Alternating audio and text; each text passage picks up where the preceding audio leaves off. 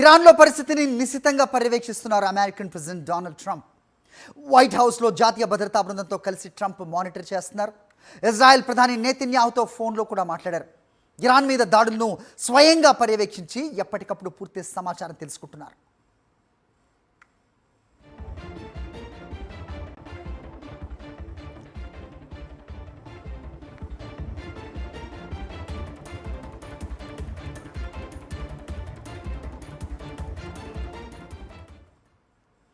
Right. అయితే Iran వద్ద చాలా విధ్వంసకర మిజైల్స్ ఉండడం ప్రపంచవ్యాప్తంగా తెలిసిందే. దాదాపు 2000 నుంచి 3000 మిజైల్స్ ఇరాన్ సొంతం. వాటిలో హైపర్సానిక్ మిజైల్స్ ఉన్నాయి, అలాగే క్రూజ్ మిజైల్స్ ఉన్నాయి, బలిస్టిక్ క్షిపణులు ఉన్నాయి. సో వీటన్నిటినీ ధ్వంసం చేసేంత వరకు మరి యుద్ధం ఆగదా అనే ప్రశ్న వినిపిస్తోంది. మరోవైపు ఇరాన్కున్న మరో శక్తివంతమైన ఆయుధం ఏంటంటే అండర్ వాటర్ టనల్స్. ఇది ఏదైతే హార్మోజ్ జలసంధి ఏదైతే ఉందో అది వాటర్ ఛానల్. ప్రపంచవ్యాప్తంగా అనేక దేశాలకు ఇది ఒక రవాణా వ్యవస్థ. నౌక ద్వారా వెళ్ళేది ఈ హార్మోజ్ ఛానల్ ద్వారానే ఉంటుంది. సో దాన్ని ఒకవేళ వీళ్ళు మూసివేసినట్లయితే కనుక ప్రపంచవ్యాప్తంగా చాలా దేశాలకు అపార నష్టం కలిగే అవకాశం కూడా ఉంది. మరి ఆ దిశగా ఇరాన్ అడుగులు వేస్తే మరి దాన్ని ఏ రకంగా అడ్డుకుంటుంది అనేది ఒక ప్రశ్నగా కనిపిస్తోంది.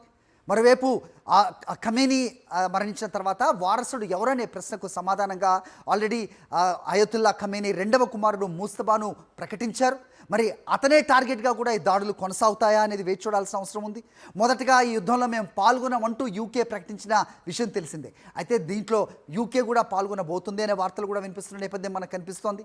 ఇక ఇజ్రాయెల్, అమెరికా సంయుక్తంగా చేసే దాడులను మరి అడ్డుకునే శక్తి ఇరాన్కి లేనప్పటికీ తమ దగ్గర విధ్వంసకర క్షిపణులు ఉన్నాయి, ఆ సామర్థ్యంతో మీ మీద విరుచుకుపడతాం, ప్రతీకారం ఖచ్చితంగా ఉంటుంది అని చెబుతున్న నేపథ్యంలో సో ఇప్పుడు ప్రస్తుతం వచ్చిన కొత్త లీడర్షిప్ని కూడా టార్గెట్ చేస్తూ ఈ దాడులు జరుగుతాయా అనేది ప్రస్తుతం అందరికీ ఉత్కంఠగా ఉన్న సిచ్యువేషన్ కనిపిస్తోంది. మరోవైపు ఇరాన్, అమెరికా ఫ్రెండ్లీ నేషన్స్ ఏవైతే ఉంటాయో వాటిపై కూడా దాడులు చేస్తోంది.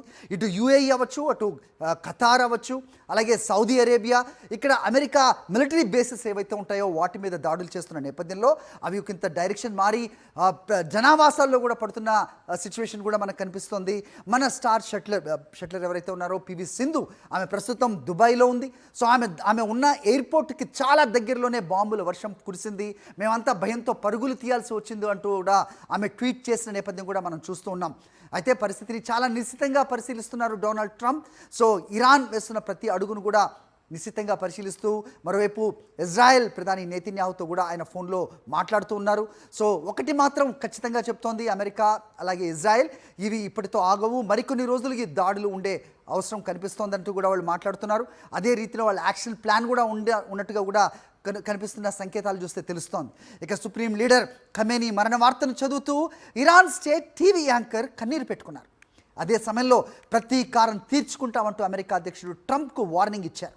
ఇది ఇంతటితో ముగిలేదు, అమెరికా చరిత్రలో ఏ అధ్యక్షుడు లేనంతగా మీరు మూల్యం చెల్లించుకుంటారు, అతి త్వరలో ప్రతీకారం తీర్చుకుంటాం, వాళ్ళేం తప్పు చేశారో తెలిసేలా చేస్తామని హెచ్చరించారు. ఇది ఒక క్లరిక్ నేతో లేదంటే డిఫెన్స్ సిస్టంలో లేకపోతే డిఫెన్స్ కౌన్సిల్లో ఉన్నవారు కాదు, ఒక వార్త చదువుతున్న ఒక న్యూస్ యాంకర్ కన్నీటి పర్యంతమైంది ఇప్పుడు ప్రస్తుతం సోషల్ మీడియాలో వైరల్ అవుతోంది.